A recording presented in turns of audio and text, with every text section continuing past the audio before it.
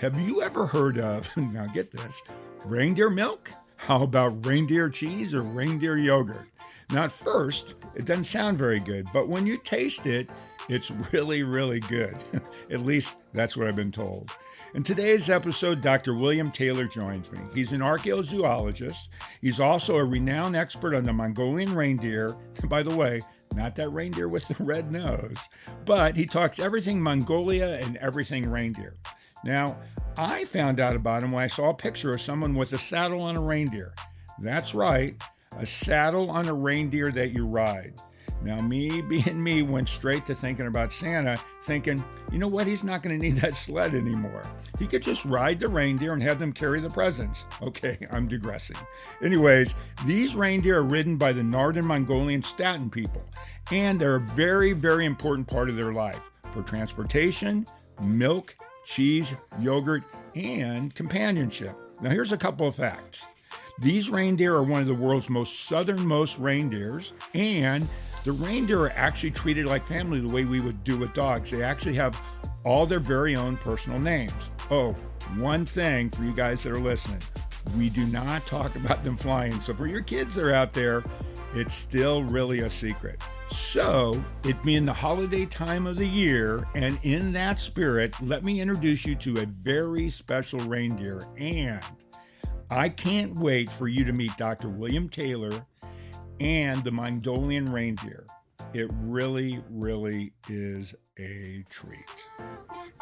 For real, for real, for real, for real, for real, for real, for real, for real, for real, for real, for real, for real, for real. Got a bunch of furry friends and I love them all the same. I'm an animal lover, veterinarian is the name. Let's share some pet stories from heartwarming to strange, losses and games, from wacky to insane. For real.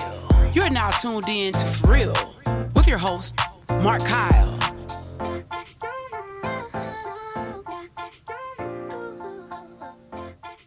Hey, everybody, and welcome back to the For Real podcast. Today, my guest is Dr. William Taylor. Will, welcome to the show. I'm telling you, I've been so excited to get you on for so many reasons. Got a zillion questions for you. Well, I'm so excited to be here. Not as excited as I am, trust me. You know what I thought we would do is I'm going to start with you and go in your background because, you know, when I start doing all the reading on you and stuff, you have a really interesting background. But let's start when you were a kid and go forward to where we are today. And I really want to dig into the reindeer and everything else too. So where'd you grow up? Yeah, so I grew up in Montana, and I think from about the first time I had a conscious thought, I thought that I wanted to be an archaeologist. Like, you know, in the 90s, there was nothing cooler to me than Indiana Jones, and in fact, I learned to read playing a little Indiana Jones video game. It was called Indiana Jones and the Fate of Atlantis. And so I was pretty locked into the idea of archaeology from a pretty young age, but I was also, you know, pretty fascinated by animals. And I grew up as a hunter. My dad was a hunter ed instructor. I really enjoyed spending time out in the beautiful landscape of Montana. But where were you in Montana? Just out of curiosity. Missoula in western Montana. This is gonna blow your mind. My son went to Mizzou and played football there.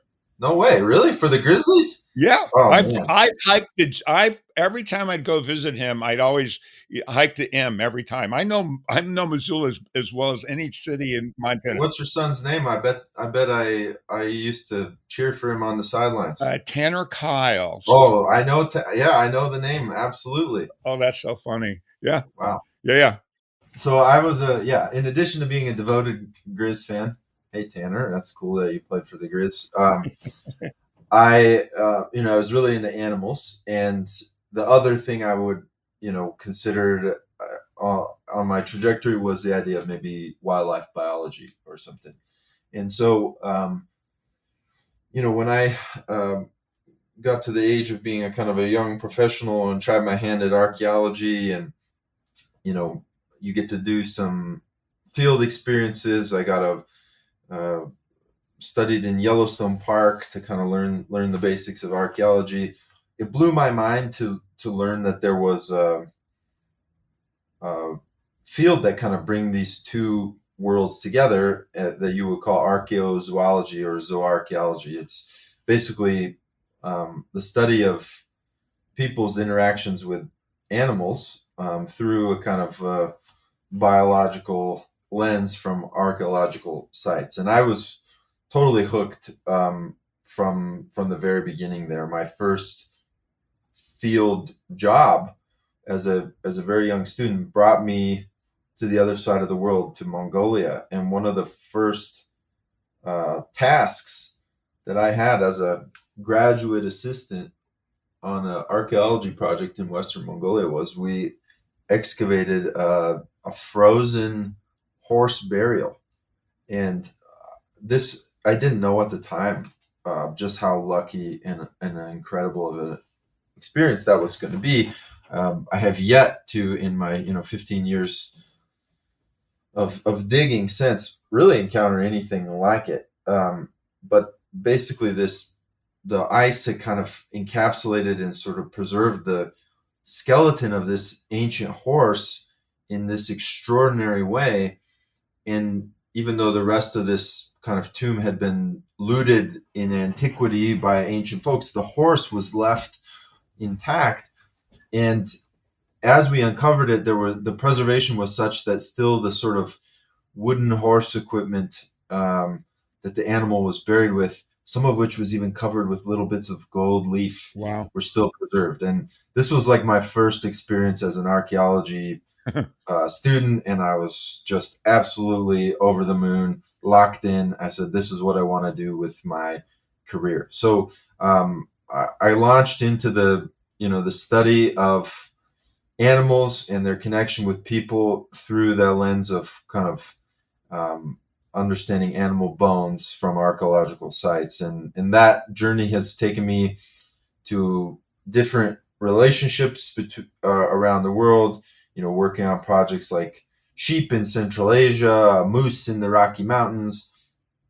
A lot of my work has been about horses and horse domestication, in places like Argentina or West Africa, but first and foremost, the steppes of Mongolia there. And that's, that line of work and inquiry has gotten me curious about other human animal engagements that maybe didn't get quite as much attention from the academic lens. And in the process of doing that, I got to spend time around reindeer today in Mongolia, and we started this project exploring, what we might be able to learn about the ancient world, their first domestication, and how some of these incredible things people do with reindeer in Northeast Asia might have came about. So that's kind of my journey to this line of work. So a couple things. First off, Mongolia, Indiana Jones. I don't know. Somehow that rings exactly. It seems like that should be the thing. That's really cool. The other thing is, I always tell people, I love doing the podcast because I'm insatiably curious. It sounds like you are too. I mean, I think it takes somebody that's a scientist or archaeologist. By the way, I'd never heard the term archaeologist, however it's pronounced. Archaeozoology. Archaeozoology. That's Yeah. a lot. It's a big mouth word for me. But anyways, it really does take somebody that looks beyond what you're just seeing, which is really, really cool. Well, I mean, it may be a kind of a $5 word there, but what I love about archaeozoology is actually really simple. It basically, one of the most important things about archaeozoology is just spending time around people and animals today. And, so we do things like take trips on horseback or hang out with reindeer herders, talk to people, look, listen.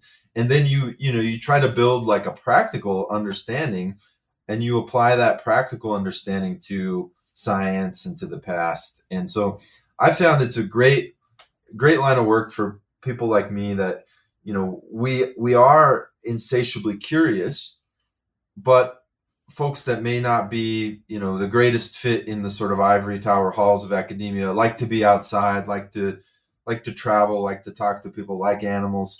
And so I think, folks that do this sort of thing tend to be, yeah, have that kind of adventurous spirit a little bit. And to your first point, Indiana Jones, as far as I understand, as a character, was really largely based on a guy named Roy Chapman Andrews, who was a paleontologist and kind of a writer, explorer type of guy from the 1920s, who spent most of his most extraordinary work and achievements were actually in Mongolia.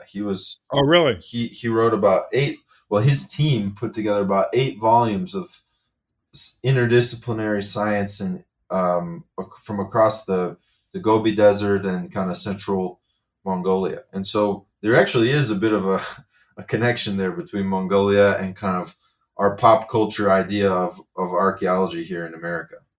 I think I told you when we talked that first time, I've got this weird fascination with Mongolia for some weird reason. I have no idea why, but it makes sense, I guess, when you start talking about all that stuff too, for me. I think it makes perfect sense. I mean, Mongolia is one of the most dramatic and beautiful landscapes in the world. It's got a incredible nation, people, cultural heritage, and it's one of these places that's never really bent the knee to anybody. And so it does attract the fascination and the imagination Yeah. in a certain way. Well, it's got this mysticism for people that have never been there, and I've never been there, and I've traveled extensively, but I'll be there at some point. I just know I will. Well, it's got mysticism for folks that have spent a long time there. And I think one of the things that people find when they visit, some people either have the worst experience of their life and never come back, or they'll realize that there's something about the human experience that they have unlocked by spending time there, and they'll start finding ways to come back whenever they can. And, I imagine you'd probably be in that second category if you make it. Yeah, I'll make it. That's not even a question. It's just when is what the bigger question is when. For real, for real, for real, for real, for real, for real, for real, for real, for real, for real. And we'll be right back. We are supported by PrepVet, providing stem cell therapy for pets. As a pet lover, did you know your pet can benefit from the incredible healing power of stem cell therapy? Prep Therapy offers a groundbreaking solution taken right from your pet's own blood. Say goodbye to joint pain, arthritis, kidney and liver conditions, and more. They'll experience faster recovery, increased vitality, and extended quality of life without the need for surgery or harmful drugs. Put the wag back in their tail and discover Prep Therapy today at prepvet.com. Save 10% with promo code FURREALPODCAST, covered by most pet insurance. There's so many questions I have for you. Let's talk about Mongolian reindeer. One of the things, I don't know how to pronounce the words. Is it Duca and Staten?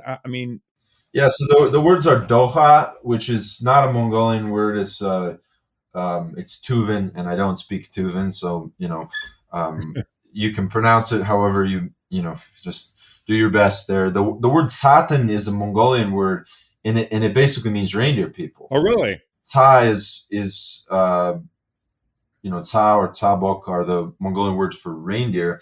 And so it's a descriptive term, but I found, folks tend to use that word a lot within Mongolia, even, Tsaten folks themselves or Doha folks themselves, you hear that word a lot. So those are and Doha is an ethnonym that comes from the Tuvan language. The crazy thing that I said when I read when I was trying to, get prepared for this thing is there's a southernmost reindeer, which I kept thinking, how could it be most southernmost? I guess most of the reindeer are in the Arctic, I guess. Is that where they are? Yeah. So, reindeer are a fundamentally cold adapted animal. They really thrive, they thrive in cold environments. They're a little temperature limited. And, to give you an example of kind of where they tend to be in, Arctic or subarctic kind of environments. And so they don't tend to make it really far south except during, colder climactic periods. They're growing up in Montana. there used to be, and in fact, until pretty recently, I want to say 10 or 15 years, there would still be a little bit of seasonal migration of caribou, reindeer into the very furthest northern reaches of Montana. And that's, as further south as they'll really make it here in North America. Mongolia is, in fact, significantly further south than that. Where I sit here in, central Colorado, we're at a latitude of about, 40 degrees. The northern border of Montana is like the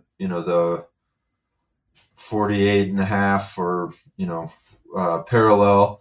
And the reindeer herding regions of Mongolia are pretty much akin to that level of latitude. It might be more like the 50, 51 degrees north. But that's way, way south of the Arctic Circle. And it has to do with the cold continental climate of Mongolia. The environment of northern Mongolia is a really interesting and unique one that might be comparable to some areas that you'd find in places like Alaska and that sort of thing, even though it's way further south. So yeah, this way of life and adaptation is the furthest south that you might find reindeer herding today.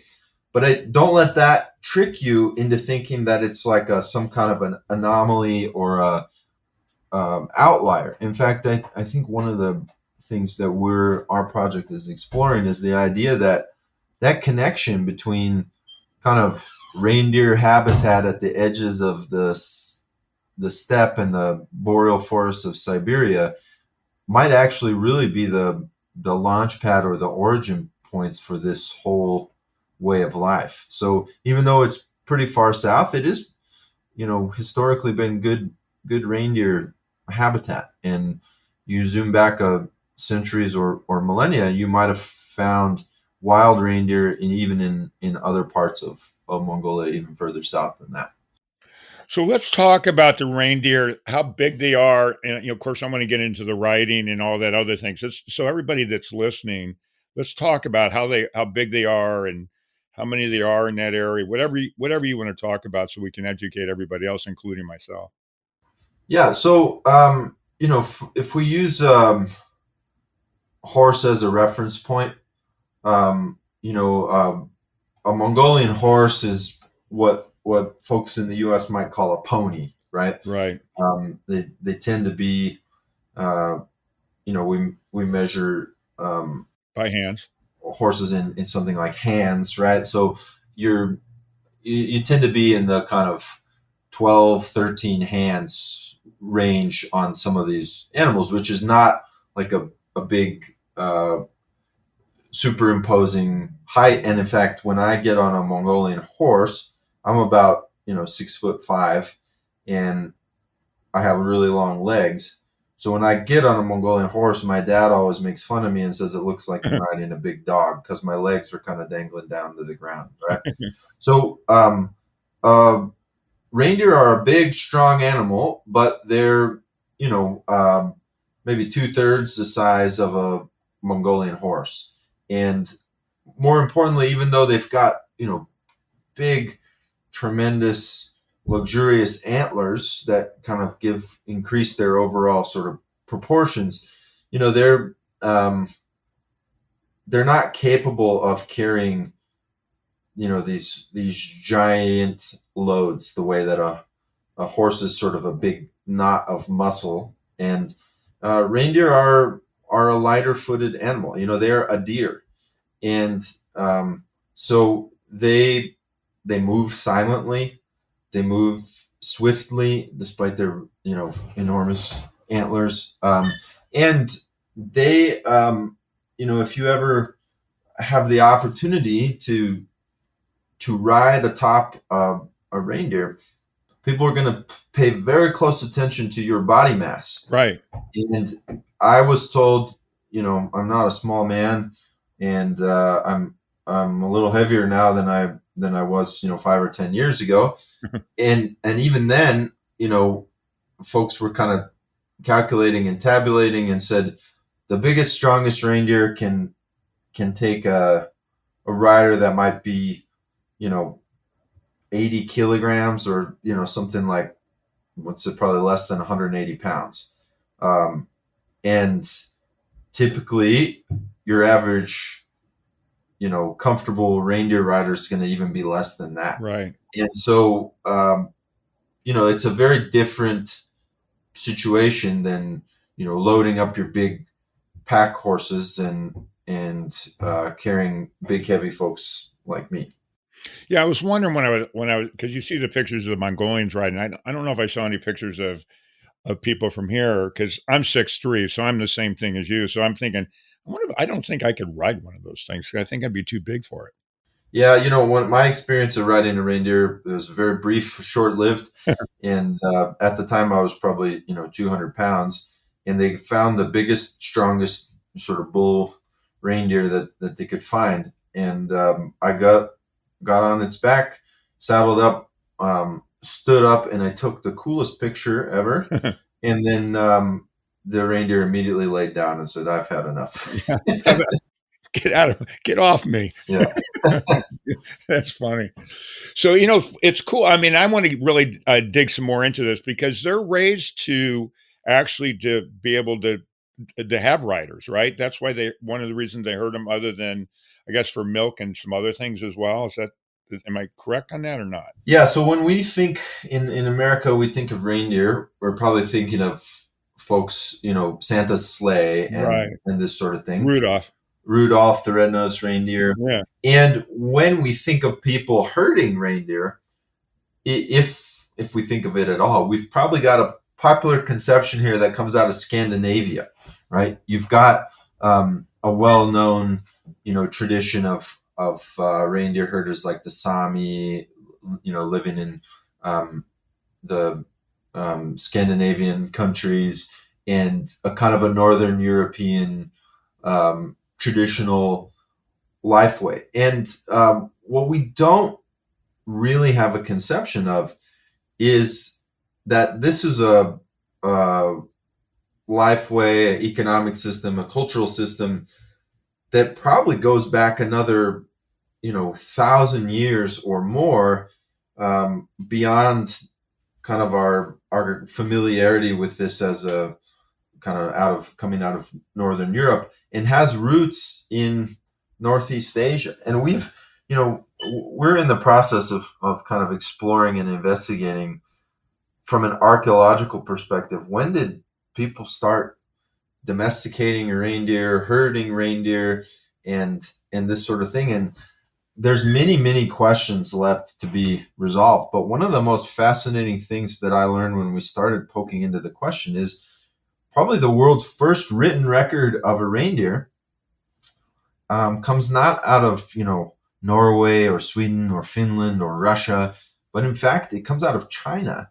And it's talking about folks to the north, these strange folks to the north that are herding deer. And when we look at the reindeer traditions out of this region, Mongolia and kind of adjoining parts of Northeast Asia, it looks very different than what we might be expecting from Santa Claus and Rudolph, right? We're talking about folks that are riding reindeer with a saddle and stirrups. We're talking about folks that are making dairy products, not just reindeer milk, but various cheeses and yogurts and different kind of dairy products. Eating reindeer meat and making everything under the sun out of the things like reindeer antler and reindeer hide and this sort of thing. And that way of life is incredibly significant across a huge region of the world. But it's one of these regions of the world that has kind of been, it's hard to find stuff to read about in English, right? And it's right. Places like Siberia, Mongolia. These are not places that it's easy to visit or connect with as a American or a European. So basically, there's a lot, I think, of that story that's hasn't been told that we're trying to start to tackle from an archaeology lens. That's got to be fun for you. I mean, just finding all kinds of new information, I'm sure. It's a lot of fun, and I'll tell you, like, I'm a horse guy. Wrote a book about horses. Horses are so important in places like Colorado, where I live, or Montana, where I grew up. But I'll tell you, by far and away, my favorite animal in the world to spend time around is the reindeer. They are so Oh, friendly really? and funny and cute. I mean, we were doing a dig last summer, and this herd of reindeer just rolled into our dig and started kind of nuzzling and nosing around. We kind of had to prevent them from eating our equipment and stuff, but they want to be they want to be pet sometimes, and it's just like what you might envision from the movies or something. Yeah. But even more so, they're absolutely adorable, and they're a total pleasure to spend time around. So that I would be lying if I didn't say that that joy is one of the reasons why it's so fun to spend time with reindeer. So, Well, unfortunately, we're not videoing. Could you see a big smile on my face? Because I love that idea personally. I think it's great. It's funny because when I was reading about it, I guess they basically consider the herders consider them as family, and they name them all, and it's just like us with dogs almost at some level.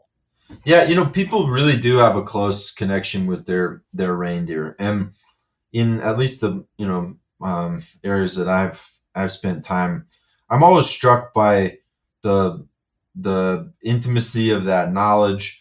One of these things that is really fun and cool to help out with is, at the end of the day, the herd kind of gets separated. You get the babies kind of get separated out and tied up individually so that they, can be paired with their mothers. And then, that tying up is used to kind of for the morning milking and these kind of things. And you could look at a herd of 50 deer that might be almost indistinguishable to an untrained eye. And folks can pick out, which animals are theirs, which animals are, their brothers or their neighbors. They know each individual animal and their kind of capabilities, behavior, characteristics.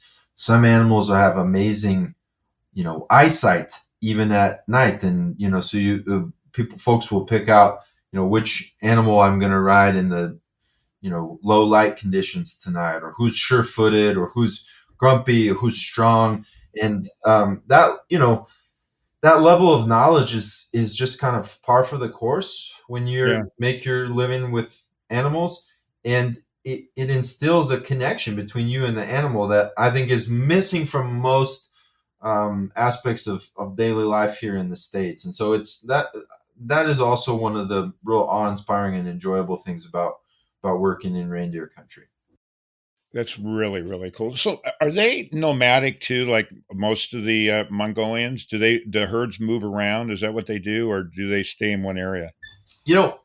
I think the word nomadic has gotten kind of twisted sometimes in popular consciousness. I mean, when folks are raising animals in what you might call a pastoral or herding, life way, almost always there's movements, right? Because Grazing. folks have reindeer or horses or sheep or any of these animals are going to have their own sort of preferences for vegetation. They're going to kind of move between pastures for different times of year.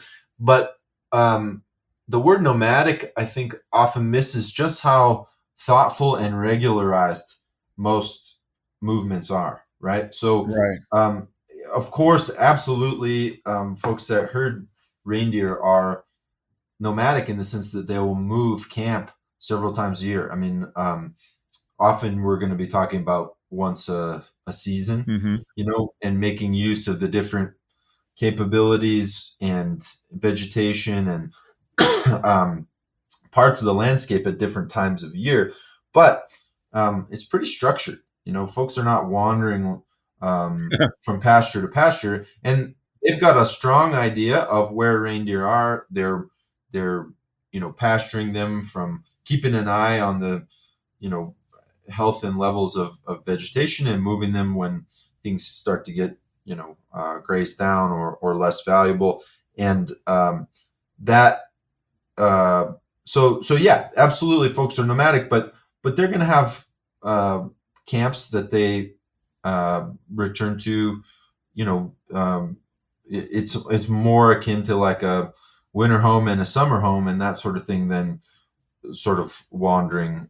It's funny, as you're saying, I'm thinking about all the snowbirds from Canada that used to go to Florida every summer. Yeah, so they're nomadic in the way that Canadians or New Yorkers, whatever, Yeah, are exactly. nomadic with Florida. So, two questions. And I want to get into what you're studying and get into the eternal ice and that. So, have you drank the milk and you've eaten the cheese, and tell me how it really tastes? I would say that of the dairy products of the world, reindeer milk and dairy products is among my favorite. It's real gentle. Uh-huh. I'm not like real educated in the various European cheeses, so I'm not sure I can give a parallel there. But maybe like a mozzarella or something. It's very, very gentle. Delicious, nutritious. I have nothing. Sometimes certain milks get a bad reputation, and one of those that perhaps have earned some of the reputation would be horse milk, right? They have to ferment that. Horse milk, I wouldn't call it gross, but it has a unique Flavor. taste for the American palate, and so sometimes people are thrown off by it. I don't really see people having that experience with reindeer dairy products. It tends to be pretty gentle and pretty delicious. I definitely, when I go there, I'm going to have some reindeer milk for sure. Anyways, two other things about them, and I really do want to get into the ice thing and what's going on and all that. So one of the things I was reading about some mythology and weird things about them, is that the shamans think of the antlers kind of a way to talk to the spirits in the sky, which I kept thinking about rabbit ears on top of a TV sort of a thing. I am not super well versed on Okay. spirituality and those sort of beliefs. I will say that it's pretty obvious the level of reverence that folks have for the animals themselves as well as the antlers, and I see them playing a role in everything from daily life to religious practices and that sort of thing. It's not really my. I'd rather not just blindly speculate on Yeah. beliefs that I don't understand well. But I do think the point behind your question is that there is a close integration between even day-to-day aspects of an animal, their anatomy, their antlers, and the natural world and the spiritual world. They're all pretty closely connected in reindeer country, and that's an enjoyable thing to be around. So for you, because you're a horse guy as well, is it similar to what we know of? I mean, guess really more for history is the Native Americans here in their reverence to the horse. Yes, absolutely. I think that in Mongolia, almost all peoples might be categorized in our sort of vocabulary or framework from America as indigenous, right? Right. There's a traditional life way that goes back centuries and millennia, and folks are generally pretty familiar, outside of the city and that sort of thing, pretty familiar with animals and the landscape. And as a result, especially those animals that are, absolutely at the center of daily life, and two strong examples there will be the horse and the reindeer, really, really are on the receiving end of an extraordinary amount of reverence and respect. And, you can see this on display when you visit Mongolia. An animal that passes away might have their their skull or their head placed on a stone cairn on a high mountain with the prayer flag. In some areas, it'd be tied into a tree as a way of sort of revering, respecting, and connecting that animal with the spiritual world. And I see a real high degree of reverence for folks with reindeer as well. Animals are respected in a way that we might categorize as beyond the practical and ranging into things like spirituality. I wish we still had that respect personally. I think there's something to be said about that. Well, there are definitely you mentioned native folks here in the U.S. And Canada. There are many cultures and people here in this part of the world that I think manage to maintain some of that. Sure. I actually feel like one of the reasons I connect so well with it is that it sort of reminds me of the value system I learned as a young kid hunting in Montana. Sure. And so I do think people that spend time around animals in the natural world do develop a sense of that reverence and respect. Not all the time, not in every case, but yeah, you're right. When you lose that, it's really hard to fire up a plan for conservation or engagement with animals in a political sense unless people care, right? So Right. Yeah, I love that. For real, for real, for real, for real, for real, for real, for real, for real, for real. And we'll be right back. We are supported by PrepVet, providing stem cell therapy for pets. As a pet lover, did you know your pet can benefit from the incredible healing power of stem cell therapy? Prep Therapy offers a groundbreaking solution taken right from your pet's own blood. Say goodbye to joint pain, arthritis, kidney and liver conditions, and more. They'll experience faster recovery, increased vitality, and extended quality of life without the need for surgery or harmful drugs. Put the wag back in their tail and discover Prep Therapy today at prepvet.com. Save 10% with promo code FURREALPODCAST, covered by most pet insurance. Let's get into the Eternal Ice, and please tell me what that name is, because I know I can't pronounce it right, and what you're doing and studying, because it's really fascinating to me. So let's talk about that and the importance of the ice for the deer as well, but not only that, for the history too. Yeah. So when we first started working on research stuff in reindeer country, one of the things that we noticed is these kind of persistent patches of snow and ice that are, we're not talking about glaciers necessarily. Most of the time, this is like more akin to the patch of snow that doesn't melt in your driveway. Right. As spring is warming up and it's a little shadier in one part of the yard than another. That phenomenon plays out on a larger scale on mountains. So in the northern hemisphere, this is like the north-facing slopes of high mountains will often have snow and ice that doesn't melt. And for reindeer in particular, these areas are pretty important because when things get hot in the summer, reindeer actually have to cool down, right? They're very, very tolerant of cold, but they struggle in the heat. And so I actually learned about the preference of reindeer for these snow and ice patches when I was doing work in Alaska. And in Alaska, the caribou in the summer would always go hang out on the snow and the ice to kind of cool off and often to escape bugs and other things that are, kind of harassing them in the summer. And so they turn into these incredible, predictable spots for people that wanted to hunt reindeer. So in Alaska, these snow and ice patches are these little, hunting hotspots for thousands of years.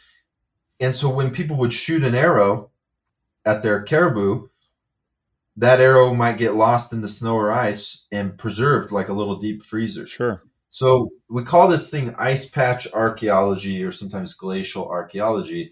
And it's this discipline that's kind of emerged in the cold areas of the world. Some people might have seen, Secrets of the Ice from Norway, a lot of cool stuff from Alaska.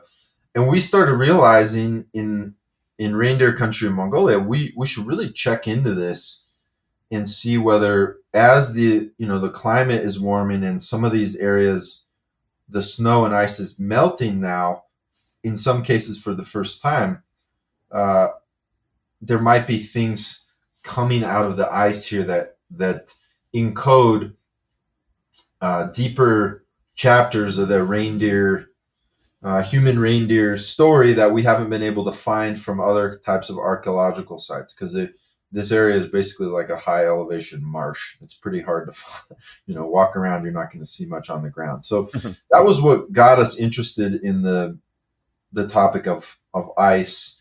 You brought up the word munkmus, or eternal ice in Mongolian, is kind of the term that's used to describe this ice that never melts. And we began our archaeological survey up there. We started trying to find artifacts and biological materials and stuff melting out of the ice. This can include things like big sheafs of reindeer poop, right? Reindeer dung. Not the most dignified archaeological task in the world, but it's, these are really valuable and interesting. Diet and all that stuff. It makes sense. Yeah, they can tell you a lot scientifically. And at the same time, we started talking with people about the role that ice plays in reindeer herding in this region. Because, as you mentioned, we're talking about the most southerly reindeer population in the world, in a place where Mongolia is not really like a tropical hot climate here. But if you're a reindeer, you might consider it something like that. And so the summertime, in managing temperature thermoregulation in terms of a $5 word, is a big important challenge. And obviously the way that this fits into a lifestyle of a domestic reindeer is going to be different than the lifestyle of a wild Alaskan caribou. And so we started asking some questions about, what is the role of the ice, and what does it look like now that it's starting to melt? And one of the most interesting finds from that study, is that reindeer, today in 2025, reindeer herders don't really have anywhere to go, right? They're on the northern border of Mongolia. In the past, when conditions change, you might perhaps move northwards, find areas that are a little more, cold friendly if things got warmer, maybe move south as things get colder. That option is pretty much off the table now because of political boundaries and this sort of thing. And what we found is that basically in the last 20 years, as that eternal ice has basically become ephemeral ice, it's no longer there across all the summer. Reindeer pretty much just have to absorb the health consequences. And Right.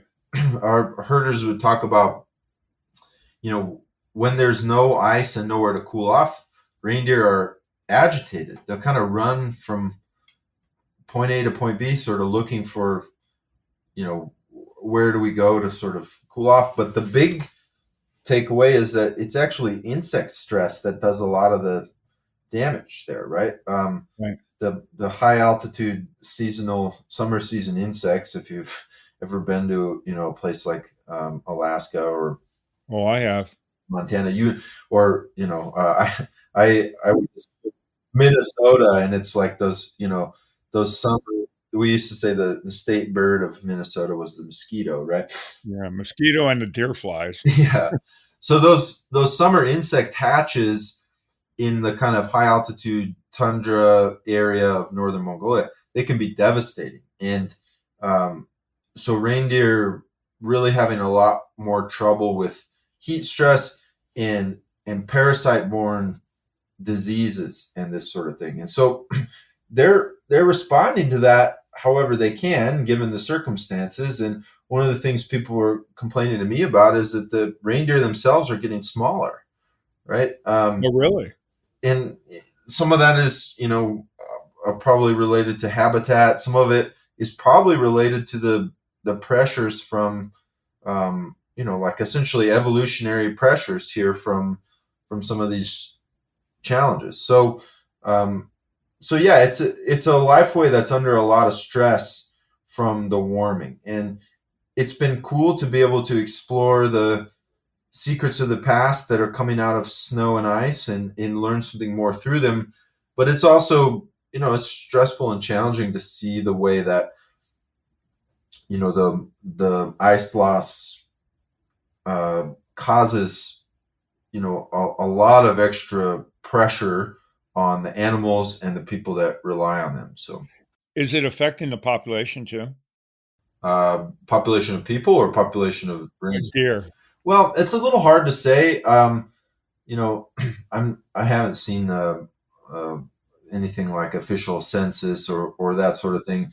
One of the things that's keeping folks kind of above ground in many ways is the tourism, right? And so, um, there are.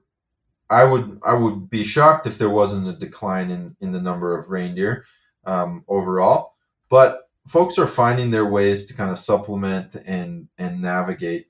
I think it's a mistake. People who talk about Satem folks in the popular press often, use all sorts of language drama around disappearing lifeways and this kind of thing. And I don't really think that's accurate. People are resilient, they're creative, and they're navigating a world that's changing. Yeah, navigating and adjusting. Yeah. That makes sense. You just mentioned that, and that's something I meant to mention earlier. So now they've got a big, I don't know, big is a fair term. They have a huge tourist group trying to see the riding of reindeer. That's the thing now? Well, that definitely a major part of the summertime lifeways up there is the tourism industry. A lot of folks will have a kind of an extra. It's we call it an orts. It's a lot, an analogous to like a teepee, the kind of Yeah. dwelling that folks make. We'll often have an extra one set up for guests for the summer, and there's like a reindeer festival that they do in the summer now, and so there's certainly a pretty significant orientation towards trying to sort of capture the tourist attention that's come their way. Well, from an economic standpoint, I'm sure it's beneficial for them, big time. Yeah, I mean, there's only so much you can do, and they one of the other challenges that folks are facing is that the Tatam folks are largely living on areas that are among the few corners of Mongolia with significant wildlife protections, Cool. and so there's a tension there because traditional reindeer herding lifestyle also involves quite a lot of hunting and fishing, and Tatam folks are a ethnic minority in Mongolia. There's tension with ethnic Mongolian people. There's tension with the government apparatus around trying to regulate and protect against hunting, and their kind of traditional subsistence. And that stuff is very complicated and challenging. And so, ultimately there's only so much you can do Right. in terms of making a living. So let's talk about some more stuff about you. Let's talk about your books that are out there because I want people to know this because obviously they're going to probably want to find some of your books. Let's talk about the horse books, and I know you have a reindeer book as well. I think if I So the reindeer book is in the works. There's nothing to you have to stay tuned for that. It'll probably be another year or two here before anything is out there that can be announced. But the book that came out last year is called Hoofbeats: How Horses Shape Human History. And really, it's trying to draw upon my role as a archaeologist first and foremost, and build, on some of the progress that's been made in recent years with incredible technologies for archaeology, like ancient animal genomics, right? Ancient DNA, more established things like radiocarbon dating, connecting archaeology with traditional things like history and oral traditions from, different parts of the world, but leaning really hard on the story out of Mongolia, right? Which I think has been often kind of given short shrift in the international academic world or the media. And the book is, I am a archaeologist. The book is based in science, but it's written for your average kind of curious person. So, when reviews, that we had a good one in the New York Times that called it, accessible to the lay reader. And those are the things I'm most proud of. Cool. Is I think, it's pretty, there's pretty pictures and it's not too hard to read. So I like that, to orient folks towards that as a way who are curious about Mongolia, to try to understand kind of the foundation of things like riding animals, herding animals. And I think the story of reindeer is actually deeply connected with the story of the horse. Our project is exploring whether technologies like the saddle and the stirrup, which seem to have been invented actually in the steppes of Mongolia or somewhere nearby, might have been the catalyst that drove folks to be able to ride reindeer, Mm-hmm. and whether reindeer riding itself might have then allowed folks to do things like herd them in large numbers, raise them, use them for milk and cheese and that sort of thing. So that's the project that's the research we're working on today.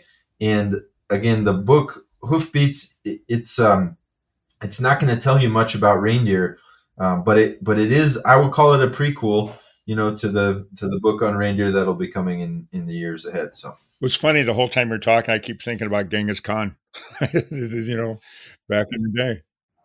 Genghis Khan is the person who probably did the most to introduce Mongolian history and culture and animals to the rest of the world. He just did it in a kind of an aggressive way. So the book is not quite Genghis Khan level aggressive, but it does dive in a lot into the role of horses in the Mongol Empire, and ultimately, the way that we ride and control and herd animals, including horses and other, cattle and donkeys and some other animals too. So there's something in there for everyone, I think, for your listeners, and hope to check it out. Does our Marco Polo play into this at all? We Marco Polo was an incredible. I always like to tell folks to get the Travels of Marco Polo and open up to chapter 1 and just read about how and why Marco Polo made his way to the Mongol Empire. If you haven't read the book, it's not a hard read. If you watch the Netflix show or something like me, which I did, and I thought it was great. I did too. It's really exciting because if you crack this novel, we think of Marco Polo as some grand adventurer or explorer. But if you crack the novel, the Diaries of Marco Polo, you realize in the first chapter, he didn't actually mean to go to Mongolia. He was trying to go to like the Black Sea to do some trading from Italy with his, family. And they ran into the edges of the kind of vortex of economic and social and political and military power of the Mongol Empire. And a grumpy Khan at the, edge of Asia there said, "Hey, buddy, you're going this way." Right? And sent them on a many years journey to the heart of the Mongolian steppe, where Kublai Khan found Marco Polo to be kind of amusing, unfortunately for him, and so that part of the show is actually based on fact. I mean, basically, Marco Polo was trying to negotiate his release for a decade, and ultimately kind of had to trick his way back home by pretending to be involved in a diplomatic mission. And so what I like about that story is it really underscores just how incredible, the magnetic force of the steppes that emerged under kind of horse domestication and horse control in the Mongol Empire, but also at many other times earlier in human history. So that's a fun, yeah, there is a connection there. And I think the connection is Marco Polo really shows the extraordinary global reach and scope of the Mongol Empire built on horseback. I think I read a book by Gary Jennings that was about Marco Polo too, years and years ago. I haven't read that one, but there's a lot of good writing and reading on Marco Polo. So See, I told you when we first talked, we're going to go to some weird places. Here we are, Marco here Polo. we are. We made it to the weird places. Okay, anyway, so we're kind of at the end here. Is there anything we missed? First of all, on your book, they can find your book pretty much anywhere. Yeah, you can find it anywhere. Most books are sold. You can find it on Amazon. You can check out my website, williamttaylor.com. It's got links to all those things and other, some other videos. There's like a TED video and some other things that for folks that want to check out in different formats besides a book. So check that out too. Cool. And for you guys listening, if you go to the description, all this information will be in there for you as well. So what about any social media thing or anything else that people can find you? If not, no big deal. But if there is, let me know and I'll put that in there as well. Yeah, I'm on I'm not the most social media active guy in the world, but I'm on Instagram and Twitter, so you can find me there. I'll pass those along. And the website, I usually post interesting links and stories and that sort of thing too. Yeah. And again, for everybody, I'll have the social media and everything on there. So we're at that time where everybody starts cringing. We're going to tell a joke. Luckily, you're going to tell one. But as I always tell everybody, trust me, we would prefer, the guests and myself would prefer that you call in and tell your own joke, have your kids, grandkids, nieces, nephews, grandparents, whatever. If you call in and do that, I promise you, I will gladly put you on the show to tell the joke. So that being, by the way, you can send that information to me at my email at mkyle@thefurrealpodcast.com. So your turn to tell the joke, and thank God it's not me today. All right. Yeah, this is going to be a bad one, so apologize in advance. They're always bad. Don't worry. Yours will be better than all of mine. All right. So how much does Santa have to pay for reindeer parking? How much does Santa have to pay for reindeer parking? I wish I could guess, but I can't. How much? Nothing. It's on the house. That's a good one. That's a really good one. Well, I cringed a little, but also made me chuckle. No, that's a good one because it's clever. It really is. That's a good one. Trust me. Anyways, first off, William, thanks so much for being on the show. It was a great one. As I said, I couldn't wait to talk to you about a bunch of different things. It was a really good one. And I really, really appreciate being on. Thanks for having me on. And then for everybody else that's out there listening, as I always say, without you guys, we wouldn't be able to get great guests like this. But most importantly, keep passing the word out. Let people know about this story. Go to his website, listen to the TED Talk, do all that stuff, and get the book for sure. That concludes this episode of For Real with your host, markakyle. For previous and future episodes of For Real, listen via all major podcast streaming sites.